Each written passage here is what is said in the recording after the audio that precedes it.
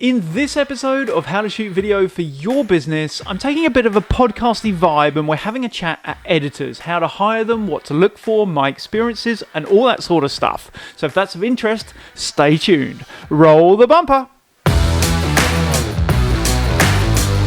G'day guys, my name is Bruce Garrett. I'm the owner of Gingerbeard Media, and in this episode of How to Shoot Video for Your Business, I wanted to have a chat around really my experiences of getting in editors, because I think as business owners we are often looking for a way to export our business, get some people involved, and certainly when we're shooting video editing can take a long time. This episode is going to be more of a podcasty vibe, a bit of a general informal chat, less scripted than other episodes that we've got, and hopefully the advice, the experience that I've been through is of use and of interest to you. As ever, if you've got any comments or questions, then please do feel free to get in touch, and we'll kindly have a chat about all those sort of things and answer any questions that you've got. So first, a bit of background on me. I've been shooting and editing video professionally probably for the last 5 or 6 years. And I had always anticipated that video editing, and in fact most of the business, would stay inside the business. It's one of our key components for our business when we're speaking to business owners, is that we don't just ship out.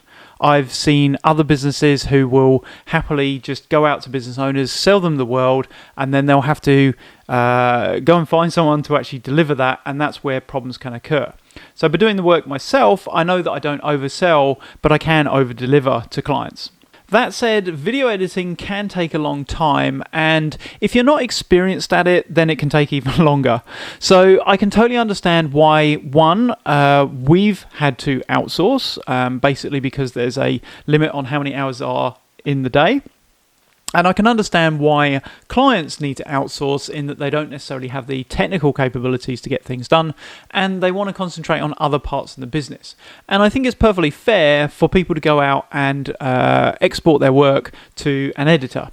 With regard to what we've been doing within Gingerbeard Media, so we've probably been looking at editors for the last 2 or so years, and it's been a mixed process in all honesty, and we've moved between having people locally sitting inside the actual inside this office. I've had people who sit remotely but still within Perth, Western Australia, and I've used overseas editors as well on the internets. I think all of them have pros and cons, but I figured that if I give you a sort of open experience as to what's happened with regards to my experiences, then that probably gives you a good idea as to how that might impact your business when you're going forward and selecting an editor. So first of all, I feel like I've had most success when I've had an editor working with me. I'm able to physically keep an eye on what they're doing, teach them shorter ways to do things, which makes the work more effective for them as they learn, and also for my company as well. And obviously you're able to keep that communication a lot more open because they're literally sitting right over there. So you can poke and prod and all those sort of wonderful things that employees love to have done to them. The downside to that is obviously that you need a physical place that someone can come and work with you. In a local market, you will typically pay a bit more because that's where they're working. And also it's just simple things like logistics. You need to actually be around and let them into your place of work so that they can actually work for you, which sounds simple, but I work from a home office, so I need to be able to trust someone to come into my home environment. But also I spend a lot of time out and shooting for other people. And so, do I let them in and so that they can work when I'm not here, or do I send them somewhere else, or what happens when I'm shooting basically? Probably the second most productive way of working was the remote working, but still based within WA or probably Australia, I would say. The good parts to this are obviously you remove someone from your specific area, which means they can work from wherever they need to work from. You don't have to, make sure that you've got a desk, let them in, or any of that sort of logistics. They can literally work whenever you need them to work. And obviously as you build up your relationship with them, you're more able to let them off the leash and they can work whenever they need to work, whenever it suits them, rather than these are your specific hours. Other logistics that do come into play would be their internet. So It is important if you're transferring big files, big video files, that they do have a decent and stable internet connection. And even though Perth is predominantly NBN, there are still areas which don't have NBN. And when you're using 4K files like I do, it is particularly difficult and time consuming for that download process to take.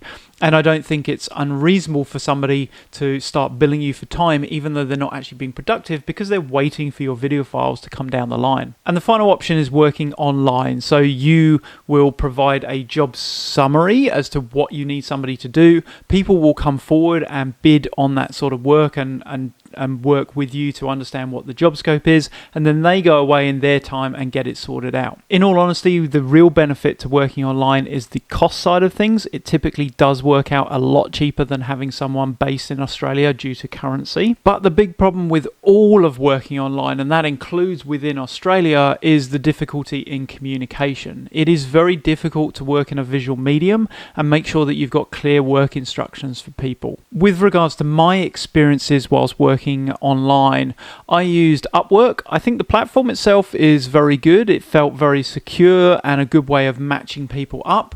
Either people will come and bid for the work that you've posted, or you can go out and kind of give someone a visual tap on the shoulder or an online tap on the shoulder and say, hey, look, this is something that might interest you. That said, there were a number of problems with online working, and that really boiled down to not only communication, but also every time you've got a piece of work, you need to go out and rebid it, which can become problematic. You can't really oversee how someone works, and what that means is that often they will tell you, oh, it's going to take this amount of time, and it may not take that amount of time. So understanding what your scope of work is and how it's going to get achieved is quite key if you want to keep those costs down. So overall for me, having somebody sit in-house with the ability to maybe long-term work remotely really works for me. I wasn't that happy with overseas work, but for me as an individual, I know that I am very controlled in how I want to work, how I want other people to work, and the expectation of delivery.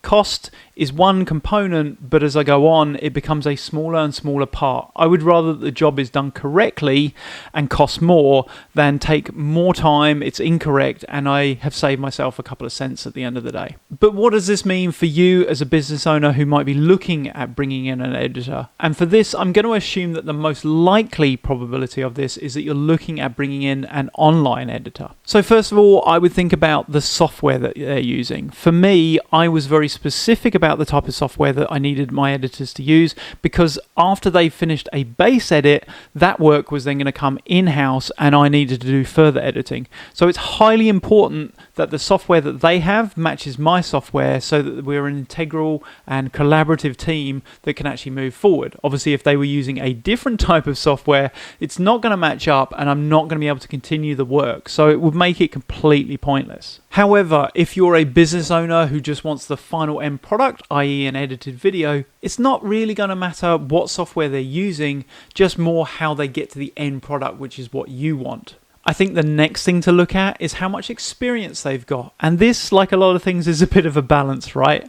So it's important to look at the editor's style and skill level with regards to, most of them will have a show reel that shows what they've done for previous experience. Now, it's not always possible to have their work exactly in your industry, so it is a bit of a case of understanding what they've done and how it's applicable to your business. But you do also need to identify whether they've got gaps. So for example, if they're always shooting and editing music videos and you've got a wedding business or you're shooting product videos, then the match is going to be quite difficult because they don't necessarily have experience in that full production for, say, product videos. That said, and here's where that balance comes in, I've had people who have contacted me and literally said, no, we're not going to use you because you don't have any experience in X industry. And the truth is, you don't necessarily need experience in every single industry. You just need to be able to take techniques. So with experience, it is a bit of a balance, and you do need to be able to look at what they've produced and work out whether it's a good piece of work and a good fit for your company and what you're trying to achieve with video. With regards to video editors and cost, it is a real mixed bag out there. Everyone values themselves differently, and also you've got a difference in probably the country's value of currency.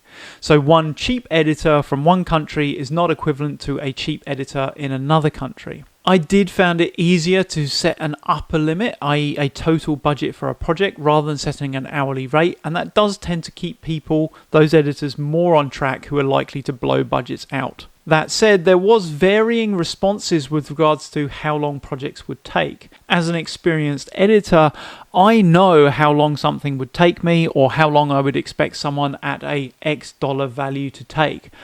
But in the online world, it's very much subjective down to the individual to say, I think this is going to take this long. So if you're looking at using an online video editor, I would definitely think about asking the question, how long do you think it's going to take? And from there, you can make a better decision about their cost. The final thing you should talk about with any editor is really delivery times. So how long do they think it's going to take them to get from starting point to finishing point? Because there is nothing worse than giving work out to an editor and then finding it's going to take 4 months for them to do something that essentially should be a few hours worth of work. And just as a final small gripe point with the online world is that you're doing this all via text, and it is quite difficult to interpret tone, especially when somebody's answering you in a second language. It's not like having a phone conversation or having a meeting where you can judge someone's facial expressions as to whether they're basically giving you the runaround or not. But I think online editing has its place, and if you're willing to invest a bit of time and money to build relationships with people, I think you will get to the answer that you're looking for, a finalized video project. And certainly, if you can build that relationship for a number of projects, then you're definitely going to help yourself long term. So there you go, that's my rambly, podcasty vibe on when you're hiring editors, the things that you should ask. I covered software, overseas or local, talking about experience, their costs and delivery times.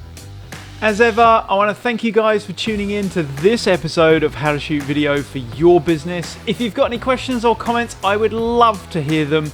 And if you're a business owner who's looking to shoot and use video to market your business, then why not join our free Facebook group, How to Shoot Video for Your Business. Thanks for watching, and I'll see you in the next episode.